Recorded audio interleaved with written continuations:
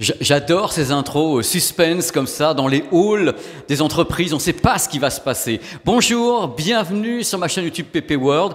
Dans quelques instants, sous vos yeux ébahis, on va assister à une naissance. La naissance de cette marque sur le marché européen. Vous allez apprendre des trucs de folie. Vous allez halluciner sur les chiffres, les tarifs, le matos. Je vais tout vous dire dans quelques instants en compagnie d'un joyeux bipède que je vais aller déranger dans son bureau. Allez, venez avec moi. Voilà, on va tenter l'expérience, hein. Vous me connaissez. Allô, allô, allô. Mais carrément. Bonjour Alexis. Bonjour. Ça va? Bah voilà. Bienvenue chez Vivo, c'est carrément presque une avant-première aujourd'hui. On va parler dans quelques instants avec toi de cette marque qui est absolument pour certains inconnue. Qui est Alexis quand il aura enlevé son masque? Parce qu'on le connaît déjà, hein, il se planque, mais on sait qui c'est. Hein. Salut Alexis. Salut Pépé. Mais comment vas-tu Alexis? Bah, très bien, merci. Très heureux de lancer enfin. Bah justement, alors on est là, on a vu l'introduction, il y a un bébé, il y a un lancement. C'est rare quand même de pouvoir faire, même en tant que journaliste comme ça, un vrai lancement de marque. J'ai pu le faire avec toi, avec Honor, parce qu'il ne faut pas oublier que tu as un passé avant d'arriver ici. Et là, maintenant, on parle de Vivo. Alors, il faut savoir que justement, j'ai posé la question, moi, en plateau, notamment sur le stream.fr, et tous les gens qui étaient en plateau connaissaient absolument pas Vivo. Il y a des raisons pour ça, c'est que ce n'est pas du tout connu en Europe. Et c'est pour ça que je suis content de te parler. Tu vas m'expliquer, Alexis, ce qu'est cette marque Vivo, son positionnement, qui êtes-vous? Vivo n'est pas très connu encore en Europe, mais il y a pas mal de technologies qui sont connues à l'heure actuelle en Europe.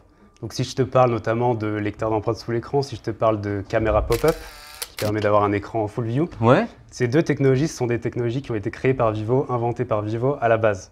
Et qui sont développées ensuite à toute l'industrie. Donc Vivo, en fait, on a un constructeur de smartphones qui n'est pas encore lancé en Europe, mais un constructeur de smartphones qui crée de l'innovation pour améliorer la vie des utilisateurs. Et ensuite, ça se développe en général à toute l'industrie derrière. Pour que les gens situent bien Vivo, moi je vais te raconter une petite anecdote, parce que quand j'allais souvent en Chine, comme tu le sais, et à chaque fois je voyais Vivo sur les magasins, dans les devantures, associés à côté de Oppo, OnePlus. Et je m'étais un peu renseigné et j'avais cru comprendre que Vivo était intégré à un énorme groupe qui s'appelait BBK Electronics. Est-ce que c'est vrai? Pas vrai? Pourquoi? Comment? Alexis, sauve-nous! Alors c'est vrai, oui et non. À la base, on vient du même endroit. Donc BBK Electronics, ça a été créé en 1995, on vient du même endroit. Mais en 2001, les entreprises ont été séparées en différentes entités. Donc il y a eu BBK Electronics Audio-Vidéo, BBK Electronics Télécommunications, BBK Electronics Éducation. Et en 2011, on a pris notre envol, donc il n'y a plus du tout de nom BBK. Vivo est totalement séparé de BBK à l'heure actuelle. On n'a pas de lien avec les autres entreprises du groupe. Et même la recherche et le développement, Vivo, vous n'avez aucun lien, vous n'avez plus aucun lien avec BBK Electronics, rien du tout. En fait, les entreprises ont été séparées en 2001. Donc, il n'y a plus aucun lien aujourd'hui en termes de R&D. On vient du même endroit, mais ça a été séparé. Voilà, on n'a pas de partage de technologie avec les autres entreprises qui viennent de BBK à la base. Là, aujourd'hui, Vivo, vous n'êtes pas encore, enfin, vous venez d'être lancé en Europe. Vous êtes à quelle position dans le monde en termes de vente de smartphones, de leadership? Vous en êtes où? Crochez-vous. Hein. Alors, on est numéro 5 du smartphone dans le monde à l'heure actuelle, alors qu'on est lancé dans seulement 30 pays, principalement en Asie évidemment, et notamment numéro 2 en Chine, numéro 2 en Inde, numéro 1 en Indonésie, ce qui fait qu'on est extrêmement apprécié en Asie, plus de 370 millions d'utilisateurs dans le monde. Donc voilà, une forte marge de progression vu qu'on arrive aujourd'hui en Europe. Mais ce qui est fou et ce qui peut faire tourner la tête des gens, c'est que tout en n'étant pas présent ni aux États-Unis ni en Europe, vous êtes déjà 5 mondes. Exactement. Donc, autant vous dire que vous avez des ambitions, on va en parler, qui sont assez gigantesques, Alexis, de venir conquérir la planète, la Terre, l'Europe, le monde. Vous allez lancer également aux États-Unis, c'est prévu Pour l'instant, il n'y a pas de plan pour les États-Unis. On a été lancé en Amérique du Sud cette année. On verra pour la suite pour les États-Unis. En tout cas, pour l'instant, c'est l'Europe où on lance. Alors justement, pour que les gens comprennent bien qui est cette marque, en Chine, donc votre marché de base ainsi qu'en Inde, vous avez quel type de produit? Parce que là, tu as parlé d'innovation, donc vous créez. C'est-à-dire que c'est une boîte qui crée des choses. On va en parler justement avec le smartphone qui est votre grande nouveauté, qui dispose d'une stabilisation de type gimbal. Donc vous créez, mais sur place, vous avez des produits qui démarrent vers quel prix? C'est du haut de gamme, du moyen de gamme? Vous avez quoi? Qui êtes-vous, Vivo? Mais qui êtes-vous? mais qui es-tu, Alexis? En fait, le but, c'est qu'il y ait un produit Vivo pour tout le monde. Donc voilà. Samsung dit la même chose. Attends. Samsung dit la même chose. Les gars. Voilà. Non, le but, c'est qu'il y ait un produit Vivo pour tout le monde. Aujourd'hui, en Europe, on va avoir pas mal de produits entre 100 et 300 euros, on va dire, et un flagship à 800 euros. Mais le but, c'est qu'il y ait des produits pour tout le monde. Donc, petit à petit, on va arriver avec des nouveaux produits pour qu'il y ait des produits pour tout le monde, pour tous les prix. Alors, on est bien d'accord que ce que tu viens de me dire, c'est que pour les gens qui nous regardent, vous allez lancer des produits qui vont être donc des débuts de gamme, vraiment très début de gamme, donc des genres des killers. Mais non, mais attends, il faut être clair, des killers de produits déjà en place, genre avec les marques qui sont là et qui se sont dit tiens, et eux vous vous pointez, 169 € voilà. Jusqu'à un flagship dont on va parler justement tout à l'heure. Quelle est l'amplitude de smartphones que tu as en Chine justement par rapport à ce que vous lancez là? En Chine, on a beaucoup de smartphones, alors je ne peux pas te dire exactement le nombre de smartphones. Aujourd'hui, on s'arrête à 800 € en Europe. D'accord. Il y a des produits encore plus haut de gamme en Chine, notamment la gamme Nex, qui sera lancée probablement plus tard en Europe. Pour l'instant, ce n'est pas le cas. Le Nex, c'est le Nex, c'est encore plus haut de gamme, c'est-à-dire pour montrer tout notre savoir-faire d'innovation qui va encore plus haut de gamme, etc. Donc cette gamme, on ne la sort pas encore en Europe, mais en tout cas, en Chine, on l'a. D'accord. Et justement, le produit qui arrive, donc le produit qui est le flagship, vous lancez tout en même temps, c'est-à-dire que le flagship est des modèles qui sont moins chers, vous balancez d'abord le flagship pour dire nous on est fort, on vous montre, c'est comme Oppo avait fait. Oppo avait commencé avec un produit à 1000 € pour dire on existe, on est super puissant et on sait faire. Vous lancez combien de produits là en Europe? Alors on lance 4 produits en Europe. On n'arrive pas avec un produit à 1000 €, on s'est arrêté à 800 € en Europe, ce qui est déjà pas mal. Mais oui. Mais on va avoir 4 produits en tout. 5G sur le flagship. Sur le flagship. Pour l'instant, on reste en 4G sur les autres produits, sachant qu'en Europe, pour l'instant, la 4G se développe petit à petit, mais on n'est pas encore. Ça représente que 4% des ventes aujourd'hui en France. D'accord. La 5G, donc pour l'instant, on fait beaucoup de produits 4G aussi en entrée de gamme, mais par la suite, il y aura des produits 5G qui vont arriver. Ça va descendre en prix, évidemment. C'est-à-dire que là, les gens vont découvrir d'un coup, non pas une marque qui débute, qui est là avec des petits produits, ils découvrent directement un géant qui inspire le reste de l'électronique, qui est numéro 5 monde. Pour donner un ordre d'idée, vous avez vendu combien de smartphones au premier trimestre, au premier semestre? Au premier trimestre, on a vendu 25 millions de smartphones. Et l'année dernière, sur toute l'année, 110 millions de smartphones. Oh là là là là. Et on n'est pas encore lancé en Europe et dans le reste du monde. Les mecs arrivent à faire ça avec uniquement la Chine et l'Inde, sans se dire on n'a pas les États-Unis, on n'a pas l'Europe, on vend déjà 110 millions de pièces. Mais c'est gigantesque. Est-ce que tu sais combien vous avez de recherche et développement, de centres de recherche et développement ou pas du tout? Oui, on a 9 centres de R&D. Tout en Chine, hein? Pas tout en Chine, il y en a aussi à Tokyo, à San Diego aussi. Ces deux-là, notamment, je peux préciser, Tokyo, c'est autour de la photographie. C'est un tout nouveau centre de R&D. Et San Diego, autour de l'intelligence artificielle. Et Alexis, et pour le design, vous faites appel à des créateurs du monde entier aussi? Pour le design, on utilise nos centres de R&D. Alors, je ne peux pas te dire lequel exactement, mais évidemment, on a des centres de R&D sur le design, sur la 5G, sur l'IA, etc. Voilà. 70% des employés qui sont en R&D, donc 10 000 employés en R&D. 10 000 employés en recherche et développement? Ouais, on a l'ambition d'en rajouter 5 000 en plus dans les 2 prochaines années. Donc ça va y aller. 25 millions de smartphones vendus au premier semestre 2020, 24,5 millions au deuxième trimestre. Ouais. Vous, la crise, ne connaît pas, hein? Non, ça va. Les mecs, tu sais, sur la... Je voulais te dire, Pépé, nous, la crise, on ne connaît pas. Alexis, fais-nous rêver toujours et encore plus le nombre d'usines. On a 5 usines chez Vivo, dont une qui est dédiée à l'Europe. Une qui est dédiée à l'Europe. Vous avez construit une usine spécialement pour nous prendre notre argent. Quelle est la capacité annuelle de ces usines en termes de fabrication de smartphones? Vous pouvez en pondre combien par an? Avec toutes ces usines, on a une capacité de production de 200 millions de smartphones par an. 200 millions de smartphones par an. Donc pour l'instant, l'année dernière, on en a vendu 110 millions, mais en tout cas, on a une capacité de 200 millions de smartphones. 200 millions de smartphones en capacité. Genre la petite marque, quoi. C'est juste du délire. Je connais bien votre entreprise. Ce qui, à mon avis, fait la différence avec vous, et c'est pas de la brosse à reluire, c'est l'innovation.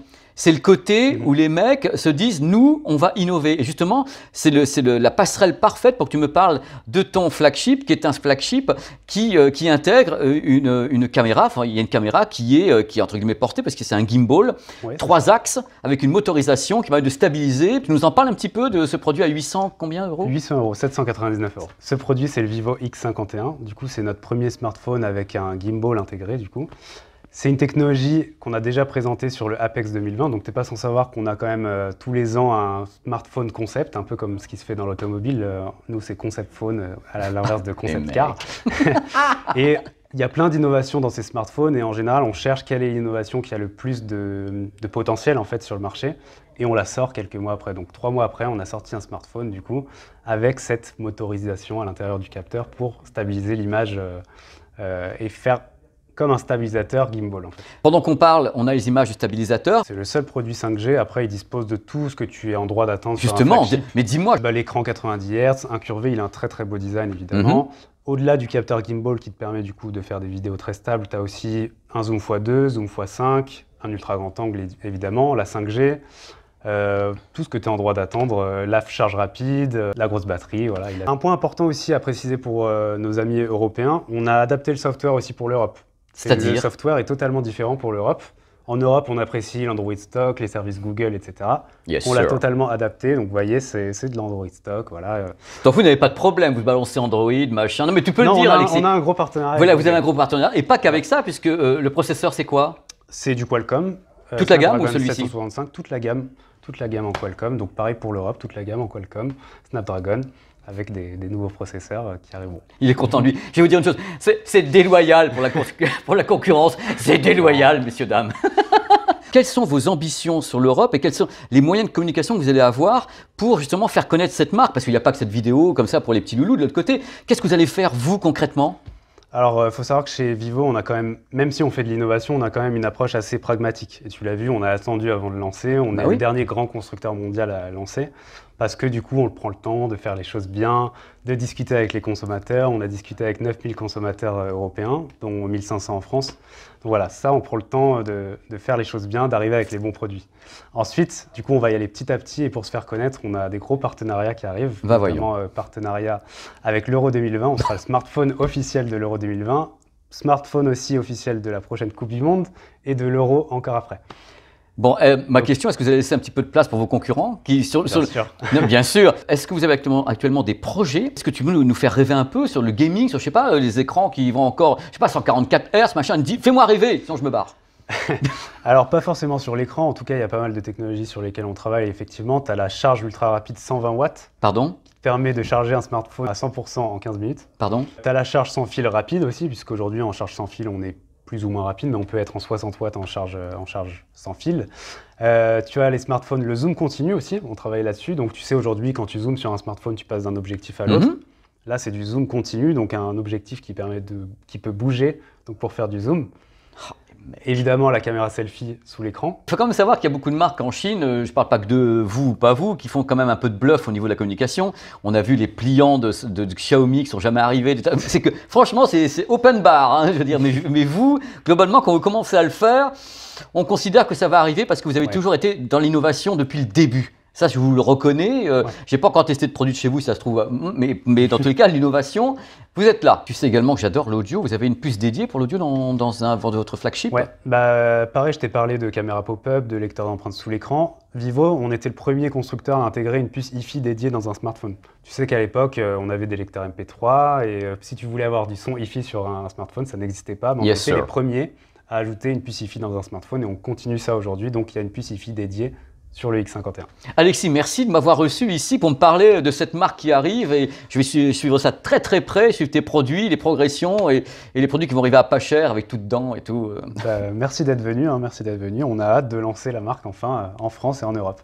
Eh ben, les gens ont hâte de regarder ça avec des grands yeux. C'est une marque de plus déjà dans une brousse et une jungle incroyable avec tous les fabricants qui sont là. Moi d'abord, moi d'abord, moi d'abord. Salut et à bientôt. À bientôt. Merci d'avoir regardé. Il est gentil, hein? C'est la fin de cette vidéo. J'espère que ça vous a plu, que vous avez pu comme ça découvrir une marque incroyable que moi je connaissais déjà. J'avais de l'avance, j'avais de la chance. Je connaissais déjà Vivo depuis des années en Chine et les voir débarquer, je trouve ça super cool. Baladez-vous, il y a plein de trucs sur la chaîne. Il y a plein de thématiques différentes. Il y a du smartphone, il y a de la télé, des billets d'humeur, il y a plein de trucs, de l'audio. C'est le but de la manœuvre. Il y a plein de trucs. Voilà, alors amusez-vous avec le plein de trucs et prenez soin de vous et des gens qui vous entourent. Des gros bisous. Ciao. Il est bien mon masque. Hein. Ciao. Alors, est-ce que je croise alors, c'est toi qui vois. Moi, je vais être souvent comme ça. T'es prêt? Ouais, je peux pas faire ça. Je peux plus faire ça, Alex. Mais t'es là en train de me narguer avec tes cheveux. Ça me fait pleurer, moi, je te jure. Bêtisier. Bon. Et du coup, c'est quoi ta marque de shampoing? C'est une interview qui commence très bien. Voilà. Salut Alexis. Salut Pépé. Faut savoir également... attends, il faut que je fasse un break. On a les images du Pendant qu'on parle, on a les images du stabilisateur, mais à part le stabilisateur, ce produit, c'est quoi? Il est 5G, c'est le seul qui est 5G chez vous. 1. Eh bien justement, Alexis, c'est la passerelle royale pour que tu me parles de ce produit que tu vas nous sortir comme ça, qui est absolument incroyable. C'est donc votre flagship pour la France. Il y a beaucoup de fabricants qui sont sur la caméra sous l'écran, mais lequel sortira un produit bien finalisé? On sait très bien que Oppo est sur le cul. Bon, la bêtisier. On sait très bien que Oppo est sur le coup. C'est tel que je vous imaginais lancer un produit flagship. C'est du délire quand même, hein. Vous lisez dans mes pensées. Pas bon ça. Voilà, merci encore Alexis. C'est la fin de cette vidéo.